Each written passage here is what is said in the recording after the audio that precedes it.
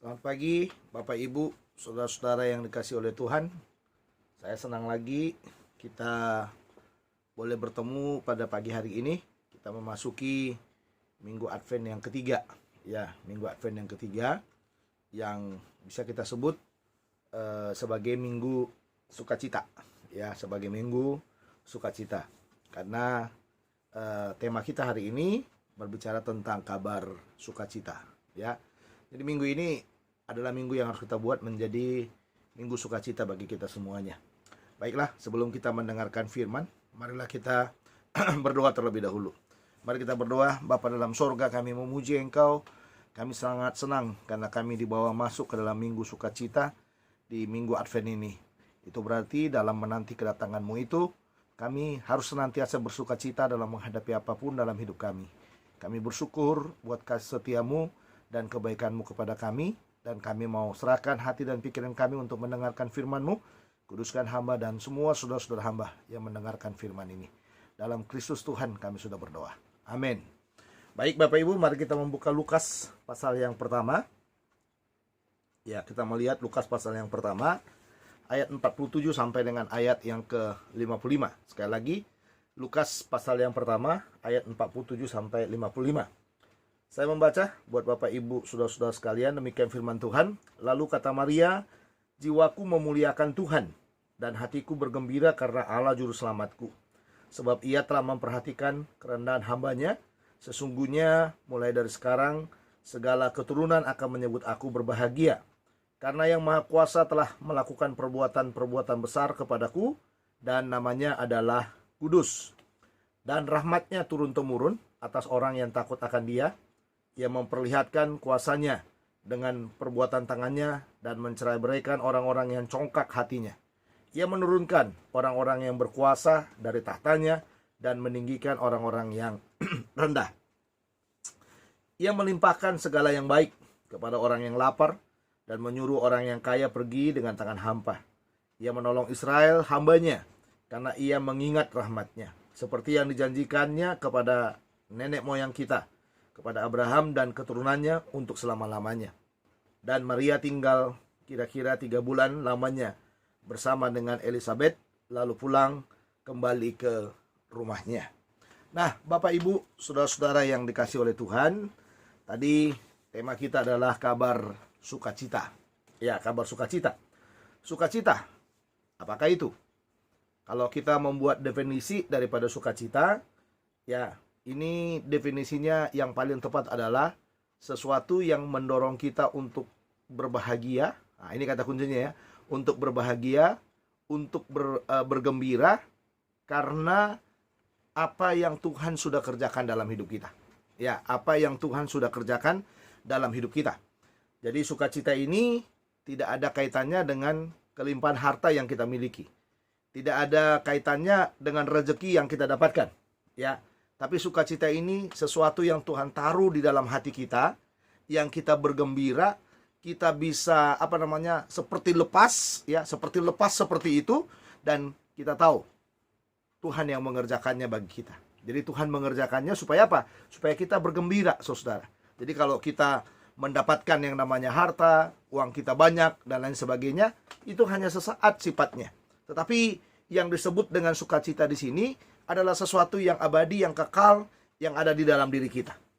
Nah, di dalam bagian ini dikatakan, kalau kita kaitkan dengan tema kita kabar sukacita, ya, apakah yang dimaksudkan dengan kabar sukacita ini? Kabar sukacita ini adalah sesuatu yang, kembali lagi, sesuatu yang Tuhan taruh dalam hati kita untuk kita memuji Tuhan, untuk kita menceritakannya kepada orang-orang yang ada di sekitar kita. Itulah kabar sukacita. Jadi dorongan daripada Roh Kudus itu, atau dorongan daripada Tuhan mengerjakan sesuatu dalam diri kita, sehingga kita dimampukan untuk, ini kata kuncinya, untuk bisa memuji Tuhan. Jadi memuji Tuhan dari dasar hati yang paling dalam, dari ketulusan yang paling dalam, kita memuji Dia, ya. Lalu saudara yang kekasih dalam Tuhan, ya, kita diarahkan bagaimana kita bisa menyaksikan segala kebaikan Tuhan itu kepada orang lain. Ya, teks kita adalah pujian sukacita daripada Maria. Ya, pujian sukacita daripada Maria. Dalam bahasa Latin, pujian ini disebut dengan Magnificat. Ya, Magnificat ya saudara ya. Jadi dalam bahasa Latin dia disebut sebagai Magnificat. Artinya apa? Artinya adalah memuliakan. Ya, memuliakan. Jadi bisa kita lihat di dalam bagian ini, ya bisa kita lihat dalam bagian ini pujian Maria muncul dari hati yang paling dalam. Ya, itu yang saya katakan tadi. Ya, makanya itu dibilang sehingga dikatakan pujian ini adalah Magnificat. Ya, karena apa? Karena lahir dari hati yang terdalam, menyangkut karya Allah yang besar atas dirinya dan umatnya. Jadi apa yang dinyanyikan oleh Maria dalam pujian ini, dan ini yang menjadi kabar sukacita juga bagi orang-orang yang mendapatkan pemberitaan daripada Maria ini. Nah, kalau kita lihat dalam bagian ini, pujian ini isinya adalah kabar sukacita. Jadi tidak ada sesuatu yang berkaitan saudara dengan harta yang melimpah, tidak ada. Tapi isinya adalah kabar sukacita, ya. Kabar sukacita. Nah, kabar sukacita.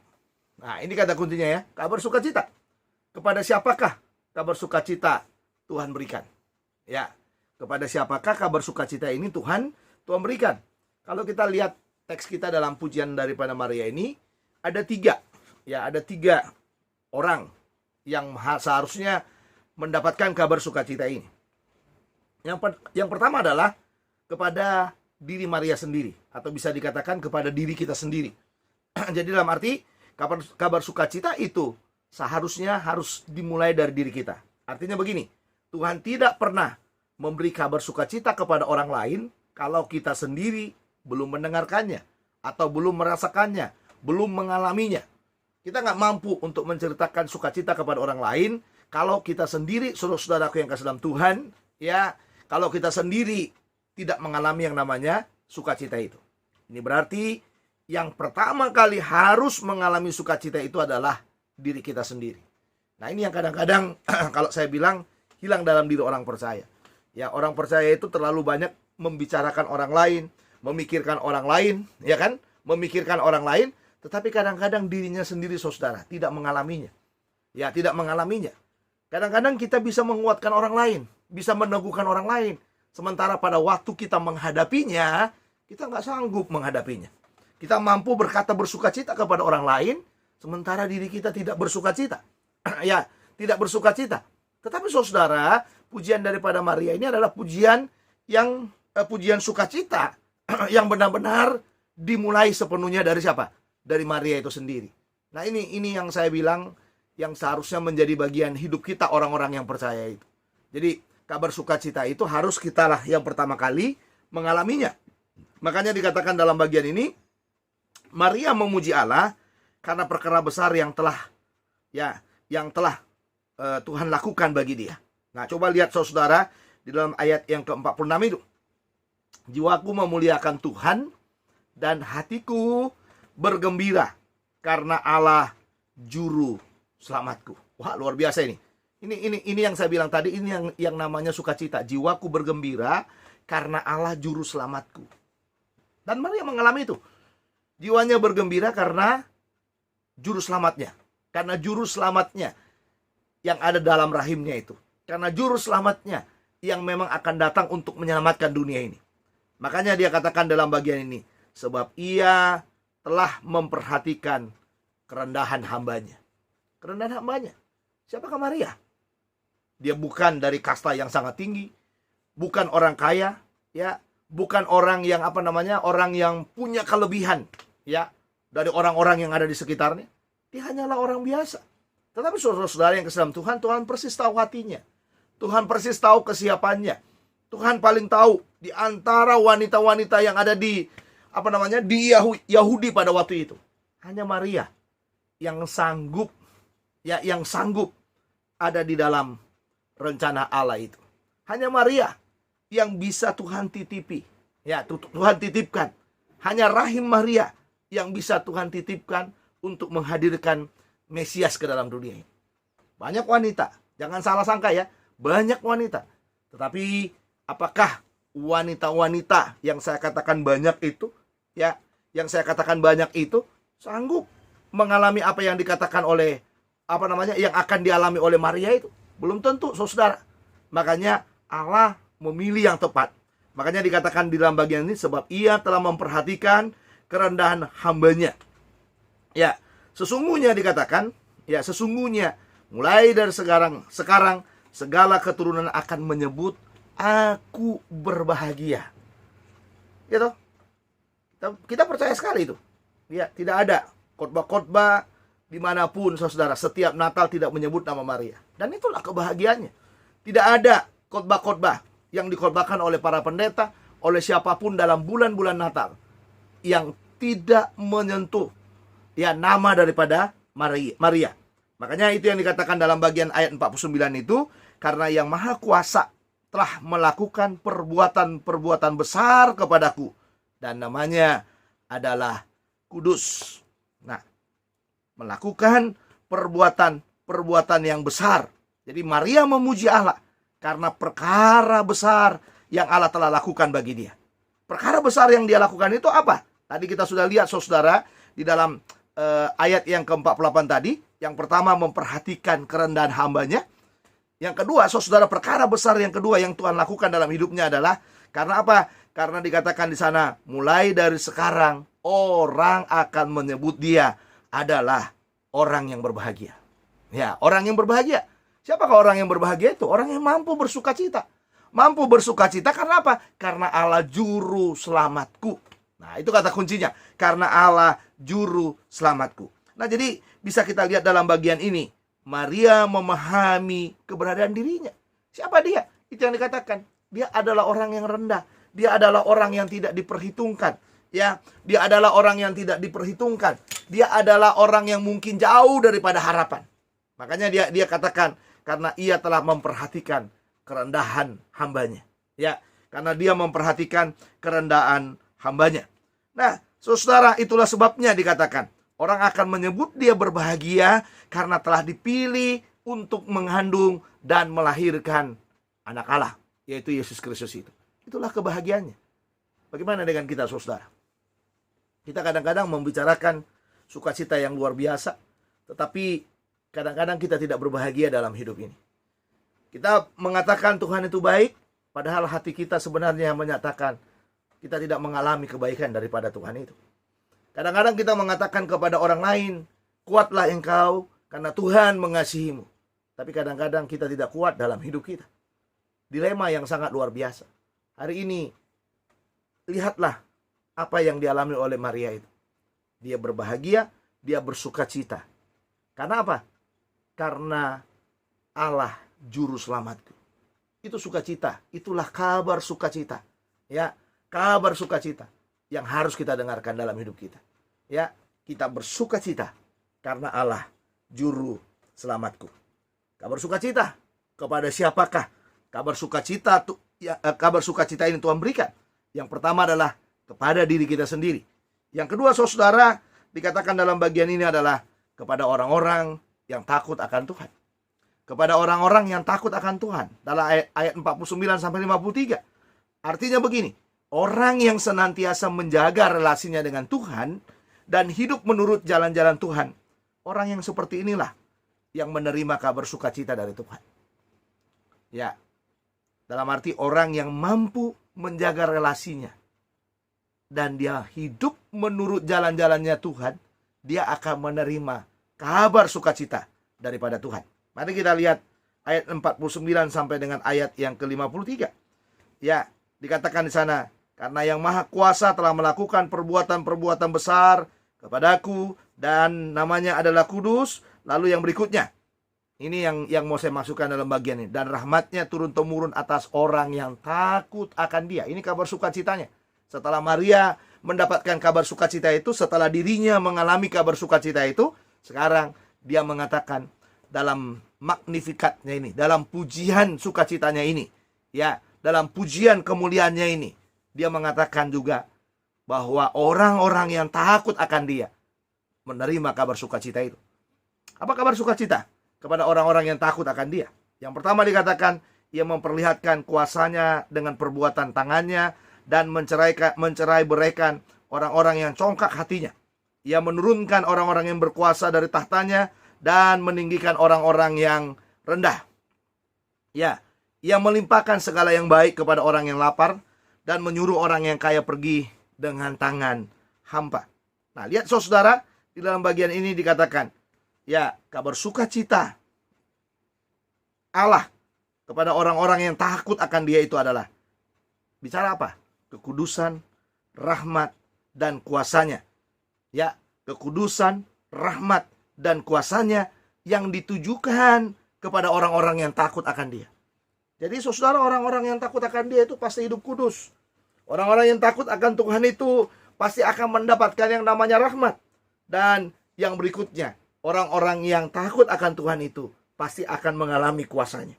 Makanya kalau saudara melihat pujian Magnificat, pujian sukacita ini, ya, yang menjadi kabar sukacita itu, itulah yang dikumandangkan oleh Maria. Ya, dikatakan di sana Allah juga akan menunjukkan kuasanya atas mereka yang meninggikan diri. Nah, ini saya senang sekali saudara di dalam bagian ini, ya, karena bagian ini menjelaskan kepada kita sesuatu yang luar biasa. Di sana dikatakan, ya,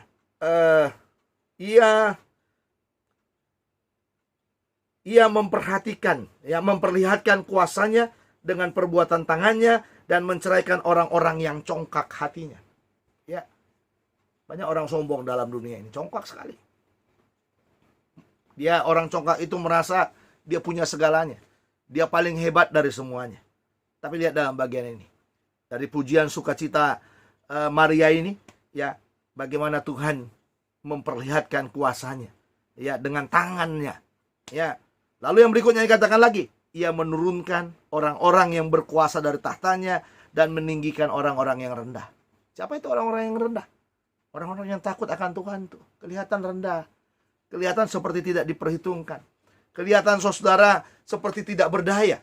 Tetapi sebenarnya kalau saudara melihat orang-orang yang takut akan Tuhan itu dalam perhatian Tuhan, dalam genggaman Tuhan, ya, menjadi orang-orang yang benar-benar dinomorsatukan Tuhan di dalam hatinya. Makanya saudara-saudara, dilanjutkan lagi dengan kata, ia melimpahkan segala yang baik kepada orang lapar dan menyuruh orang yang kaya pergi dengan tangan hampa. Siapa yang lapar itu? Kadang-kadang orang yang takut akan Tuhan itu pun menjadi lapar. Ya kan? Menjadi lapar. Menjadi seperti tidak ada bagian dalam hidupnya. Tetapi dikatakan di sana, Tuhan memperlihatkan kuasanya.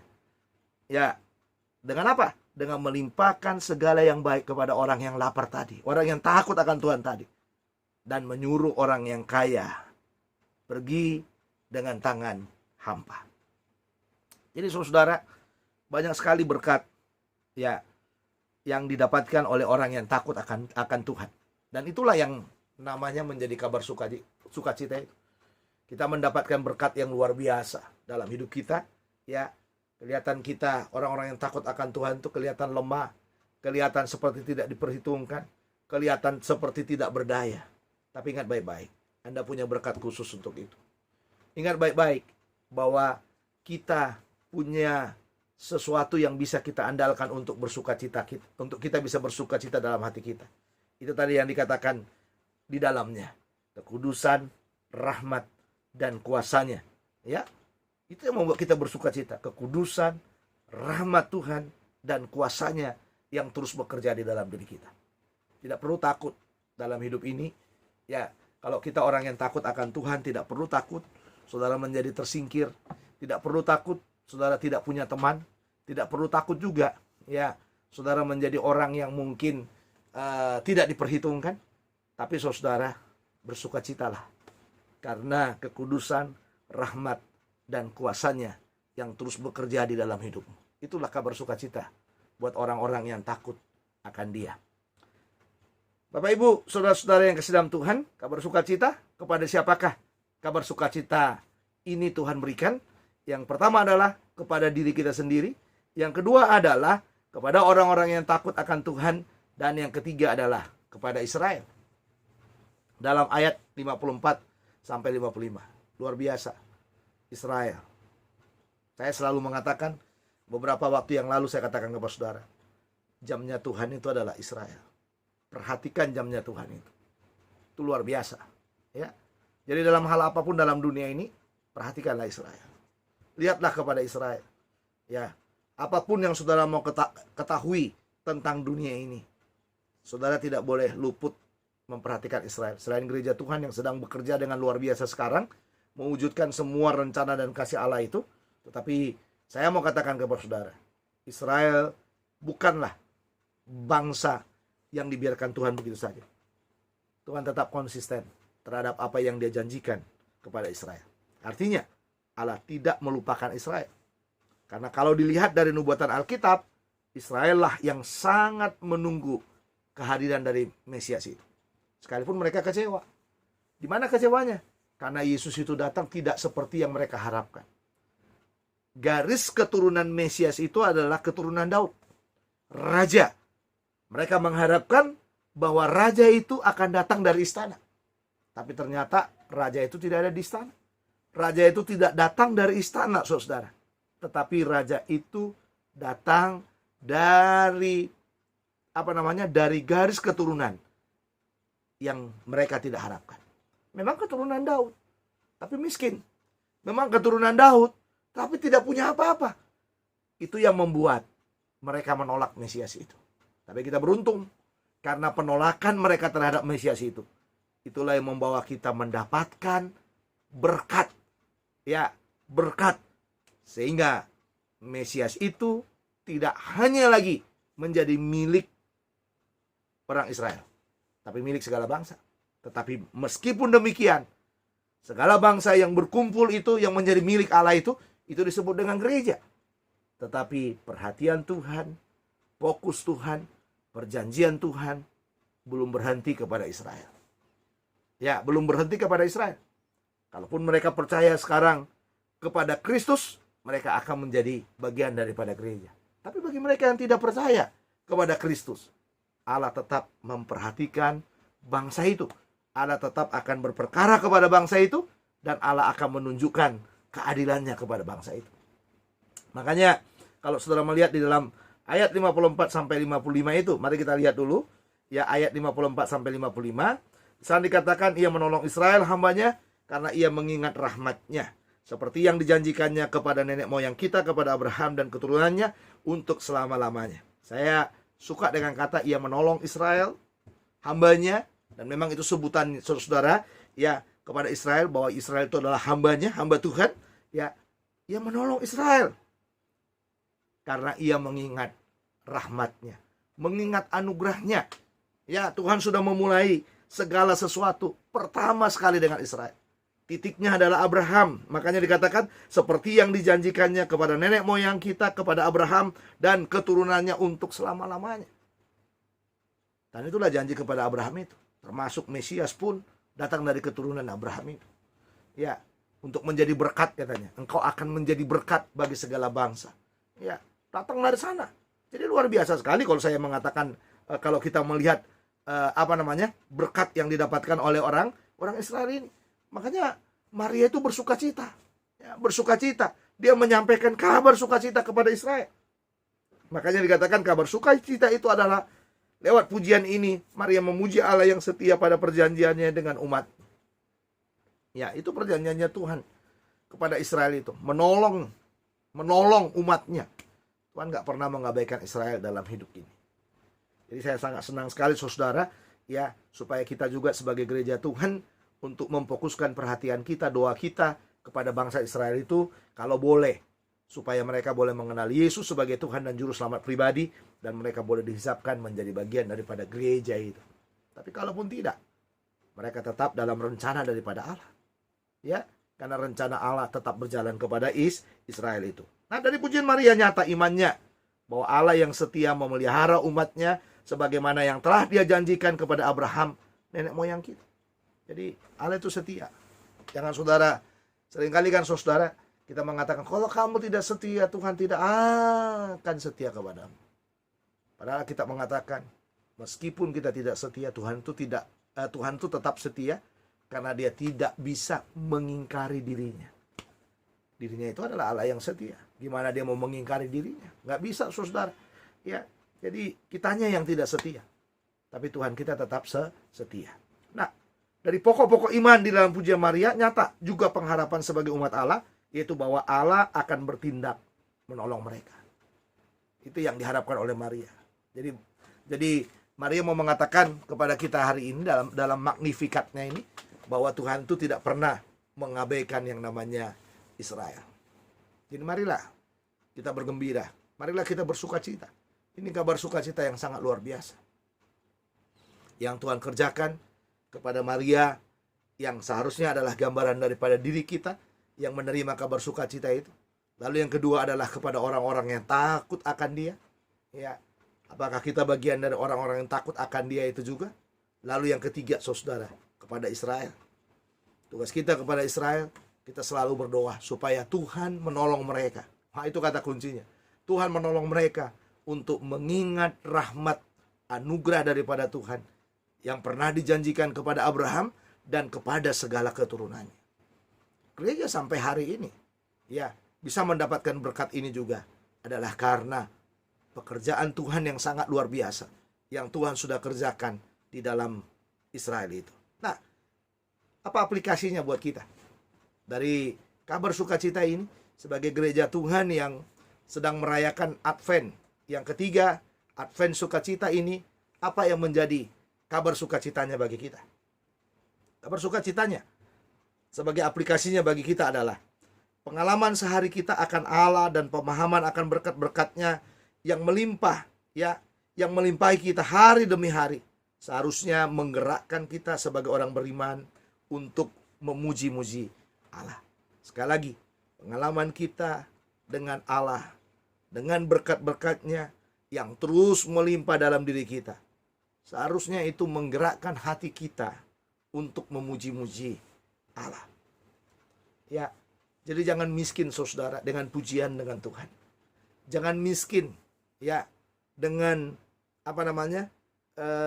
nyanyian yang kita nyanyikan kepada Tuhan. Jangan miskin. Telinga kita terlalu banyak mendengar nyanyian-nyanyian dunia, ya kan? Telinga kita terlalu banyak mendengar himpitan demi himpitan dalam hidup ini. Tetapi kelebihan saya dan saudara adalah kita ini dikatakan tadi mendapatkan rahmat anugerah daripada Allah setiap harinya. Ya, setiap harinya. Itulah yang harus menggerakkan kita untuk magnifikat, untuk memuji Tuhan. Ya, untuk memuji Tuhan, untuk memberitakan kabar sukacita lewat pujian kita itu. Pujian kita kepada Allah memang memperlihatkan bagaimana iman kita kepada Allah dan bagaimana pengenalan kita akan Dia. Ini aplikasi yang kedua. Jadi apa yang kita nyanyikan, apa yang kita pujikan, apa yang keluar dari mulut kita tentang Tuhan, itu mencerminkan iman kita kepada Allah. Mencerminkan iman kita kepada Allah. Makanya saudara, janganlah kita pernah bermain-main dalam hidup ini. Tunjukkanlah iman yang benar kepada Tuhan. Ya, tunjukkanlah iman yang benar kepada orang-orang di sekeliling kita. Bahwa kita ini adalah orang-orang yang memang adalah bagian daripada rencana Allah. Yang ketiga, Allah layak menerima puji-pujian kita karena Ia memelihara hidup kita yang adalah miliknya. Allah layak menerima puji-pujian kita. Ya, pujian sukacita kita itu. Ya, kenapa? Karena Dia sudah menaruh sukacita. Makanya karena kabar sukacita itu ada menjadi milik kita, seharusnya bagian kita adalah memuji Dia. Ya, Ia memperhatikan kita secara pribadi dan bertindak bagi kepentingan kita sesuai dengan kehendak-Nya.